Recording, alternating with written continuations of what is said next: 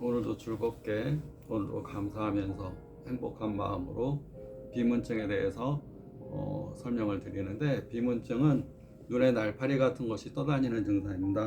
눈에는 유리체라는 것이 있습니다. 유리체라는 것이 이렇게 망막 바로 앞에 있어서 우리가 40대에서 50대 사이, 40대가 지나게 되면 눈의 수정체에서는 노화가 이루어지고, 그 노안이 이루어지고, 또 그 노안으로 인한 백내장이 이루어지듯이 수정차에 이렇게 유리체에 딱 이렇게 있습니다. 그래서 이것이 노화가 이루어지는 것이 노안, 또 이제 백내장 그렇게 하고요.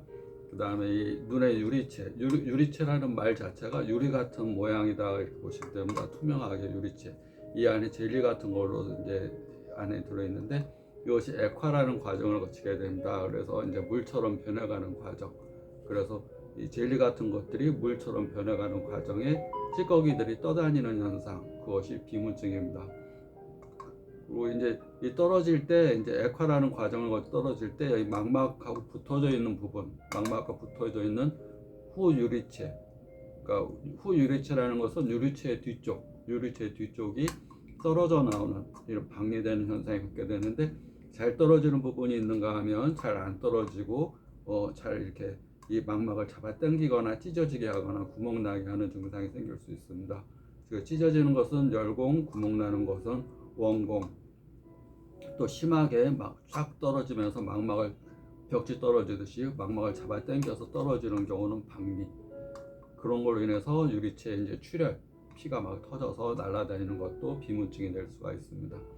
그래서 이제 유리체에 이제 이상이 있어서 이제 떠다니는 경우, 유리체 노화로 인해 떠다니는 경우, 유리체가 이제 인접해 있는 망막이 찢어지거나 박리되거나 구멍 나거나 또 출혈로 인해서 이 안에 유리체에 피가 떠다니는 경우, 그런 경우들이 이제 비문증의 큰 원인이 됩니다. 또 이제 포도막염, 우리가 이제 포도막 부위가 전반부, 중반부, 후반부 이렇게 나누는데, 후반부 포도막염은 이 맥락막 쪽에 이렇게 염증이 이렇게 있는 거기 때문에, 맥락막은 이 망막 뒤쪽에 이제 맥락막이라는 게 있습니다. 맥락막 쪽에 염증이 있게 되면 이 유리체에 뿌연 염증 찌꺼기들이 떠다니면서 비문증이 될 수가 있습니다.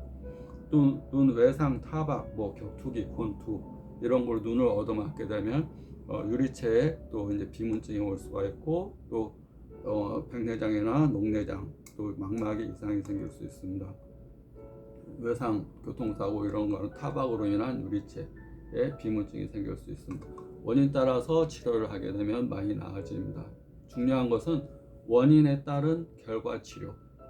결과는 비문증이고 원인은 이제 다 틀리니까 틀린 원인에 따라서, 또 이제 이 안에 망막이 이상이 있어서 망막을 수술하게 되는 경우, 이것을 유리체 절제 수술을 하게 되면, 유리체 절제 수술을 안 하고는 망막 수술을 할 수 없잖아요. 여기 딱 달라붙어 있으니까. 그러니까 유리체 절제 수술을 하고 망막 수술을 하게 되면 이 안에 수정체가 이제 달라붙어 있기 때문에 수정체에 백내장이 생기게 됩니다. 수정체 이상이 생기게 되니까 그런 경우로 인한 망막 수술, 망막에 이상이 있어서 수술하는 경우, 유리체 절제술로 인한 이제 백내장, 또 비문증 이런 게 생길 수가 있습니다.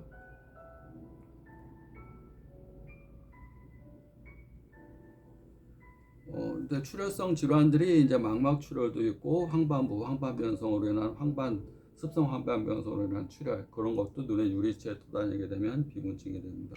원인에 따른 치료를 하는 것이 중요합니다. 치료하는 방법은 이제 한약과 환, 또 침 이런 거로 치료를 하게 되는데, 증상에 맞게끔 항상 모든 자연의 법칙 가운데 하나는 인과관계라는 게 있습니다. 우리가 결과만을 치료하는 그런 치료법은 원인을 냅둔 상태이기 때문에 자꾸 그 병증이 재발하거나, 치료하고 나서도 그때만 잠시 괜찮아지고 원인이 다시 또 결과를 만드니까 다시 그 병증이 재발하게 됩니다. 인과, 원인이 포도막염이면 포도막염 후유증도 같이 치료하면서 비문증도 치료해야 되고, 외상으로 인한 거면 외상으로 인한 어혈, 엉긴 피를 같이 치료하면서 비문증도 치료해야 되고, 원인에 따른 또 고도근시가 큰 원인이 되는데, 고도근시가 있게 되면 동공이 커지면서 망막이 굉장히 얇아지고 찢어지고 박리가 잘 되면서 또 비문증이 될 수가 있습니다. 또 고도근시를 같이 치료하면서 비문증을 같이 치료하는, 원인과 결과를 함께 보고 치료하는 그것이 한방치료의 장점.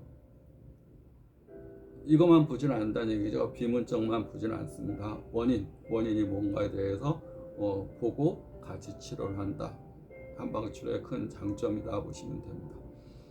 비문증 원인별 또 결과 치료를 하면 굉장히 효과가 좋고, 자연의 법칙, 인과관계, 그건 모든 병증, 또 우리가 살아가는 모든 과정의 원인을 보고 결과를 치료한다. 또 과로나 스트레스, 피곤함, 노안으로 인한 또 이제 비문증도 있는데, 그런 경우도 또 원인에 따른 치료를 하게 되면 또 많이 좋아집니다.